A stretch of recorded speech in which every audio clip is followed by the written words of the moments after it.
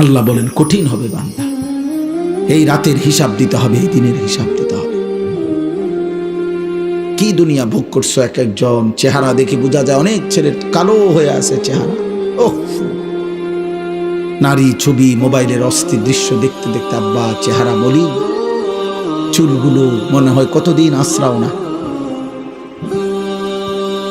আহা, সৌন্দর্য কাকে বলে তাও তো জানো না। কোন বেঈমানের মতো চুল ডান দিকে বাম দিকে সামনে পিছনে ফিরায় রাখছো।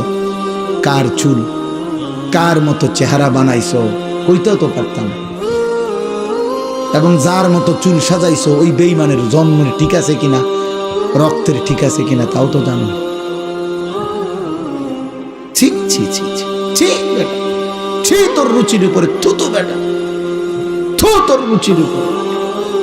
বেঈমান যাদের পছন্দ, নর্তকী যাদের পছন্দ, কোন কাফের মুশরিক খেলোয়াড় যাদের পছন্দ, তোর এমন রুচির উপরে থুতু দিলাম বেটা। সেজদাবিহীন নাফরমান যারা তোরা, তোদের কপালে থুতু দিলাম বেটা, রাতে থুতু দিলাম। যা,